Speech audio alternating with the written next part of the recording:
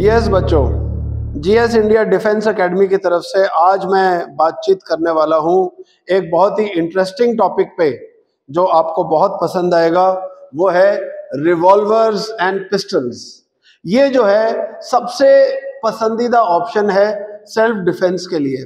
ये self defence के लिए लोग बहुत पसंद करते हैं और ये पिस्टल्स एंड रिवॉल्वर्स बनाए ही इसलिए गए हैं कि क्लोज रेंज फायरिंग कर सके और इसको एक हाथ से शूट करना बहुत ही आसान है।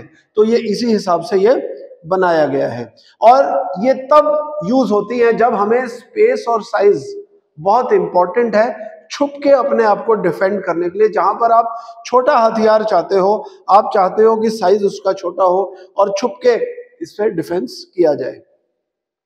इसका फायदा क्या है कि इसकी क्लोज रेंज एक्यूरेसी बहुत अच्छी है।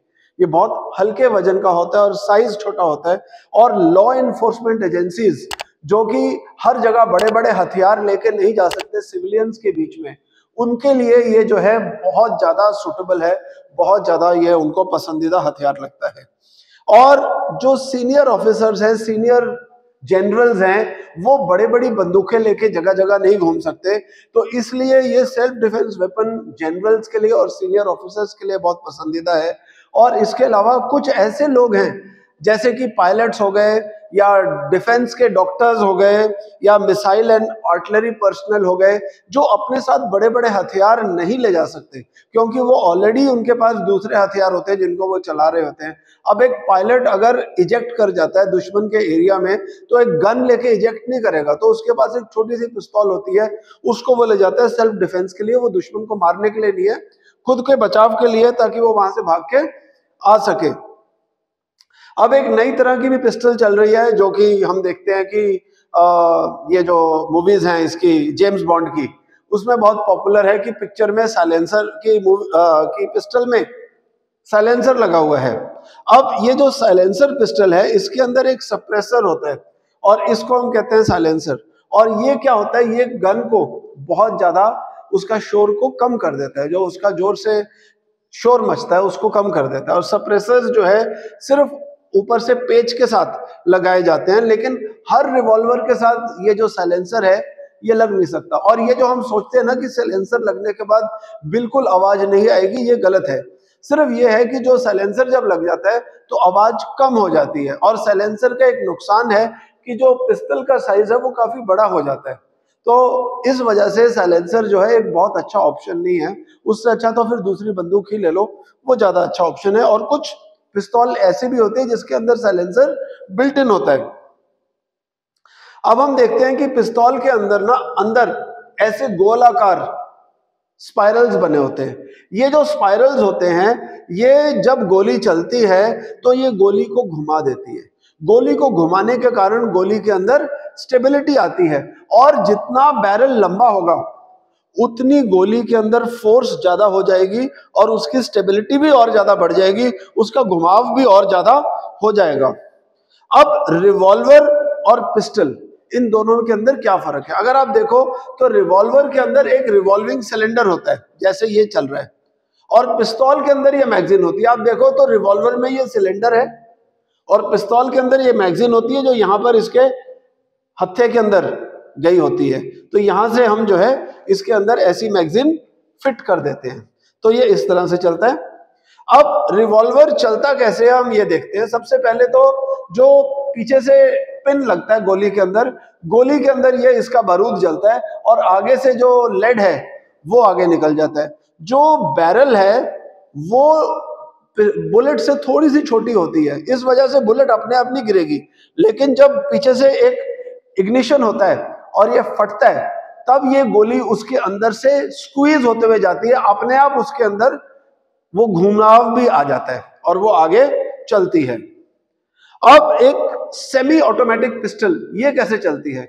इसके अंदर क्या है, हम पहली बार उसको कॉक कर देते हैं और जब उसके बाद हम उसको फायर करते हैं, हर बार हम जब ये दबाते हैं तो जो पुराना कारतूस है जो चला दिया है वो बाहर निकाला जाता है और नया कारतूस वो अंदर फिट हो जाता है। और फिर उसके बाद हम दोबारा ट्रिगर चलाएं तो दोबारा अगला तो कारतूस चल सकता है। ये semi automatic self loading pistol इस तरह से चलती है।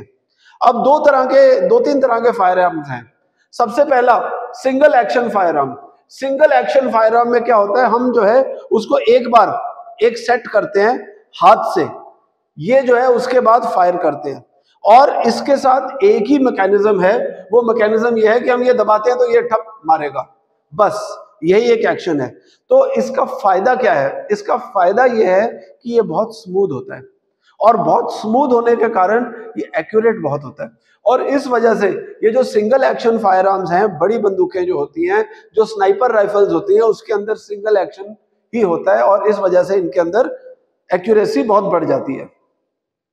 अब single action automatic fire arm, वो नॉन ऑटोमेटिक था, अब ये ऑटोमेटिक है। ऑटोमेटिक में क्या होता है, आपको पहली बार गन को लोड करना पड़ता है। जब आप पहली बार गन को लोड कर लेते हो और उसे कॉक कर देते हो, कॉक कर देने के बाद जब भी आप पिस्टल का ट्रिगर दबाओगे तो गोली चलने से जो रिकॉइल होता है, उस रिकॉइल की ताकत से अगली गोली फिट हो जाती है। तो आपको हर बार सिर्फ ट्रिगर दबाना है, वो automatically single action fire arm जो है सेल्फ लोड होता रहेगा। और अगला double action fire arm. Double action fire arm में आपको बार बार ट्रिगर भी नहीं दबाना, आपने एक बार ट्रिगर दबा दिया, वो लगातार चलता रहेगी, एक के बाद एक गोली चलते रहेगी। जैसे हम कई बंदूकों में देखते हैं कि एक बार दबा दिया और वो चल पड़ा, जैसे कि मशीन गन हो गई, AK-47 हो गई। इसके अंदर प्रॉब्लम क्या है कि उतना बढ़िया निशाना नहीं लिया जा सकता, क्योंकि ये गन जो है हर बार हिलती है, और हिलने के कारण इसका निशाना बहुत अच्छा नहीं है। लेकिन जब आपने बुलेट्स को स्प्रे करना है एक जगह पे ही, उसके लिए ये डबल एक्शन फायर आर्म्स बहुत अच्छी हैं। और अब इंडियन आर्मी ने AK-203 बनाई है, जो कि इस बुरे निशाने को काफी ठीक कर दे रही है। और हमारे पास 6 फायर राइफल है, जिसकी रेंज बहुत ज्यादा है, लेकिन फिर इतनी बड़ी रेंज होने के कारण और बड़ी गोली होने के कारण उसका निशाना थोड़ा सा गड़बड़ हो जाता है। अब एक स्पेशल तरह की फायरिंग अंडर वाटर पिस्टल्स भी है, या अंडर वाटर गन्स भी हैं, लेकिन ये हम पिस्टल्स के बारे में बात कर रहे हैं। तो दो तरह की पिस्टल है, एक तो अमेरिकन है हेकलर एंड कॉक P11।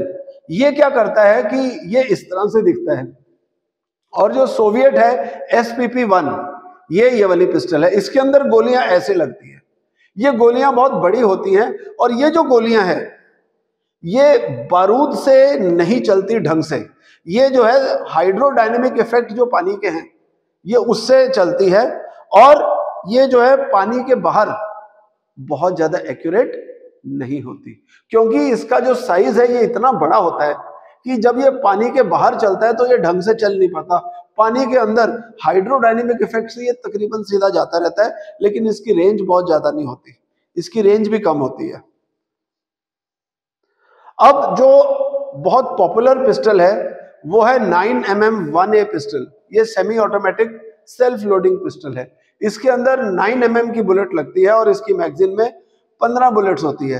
ये पुलिस वालों के पास बहुत पॉपुलर है, और ये जो है बस हर बार आपने एक बार कॉक किया और हर बार आप ट्रिगर दबाओगे, अगली गोली चलती रहेगी, और एक साथ ये 15 गोली लोड कर लेता है, और आप लगातार इसमें फायरिंग कर सकते हो।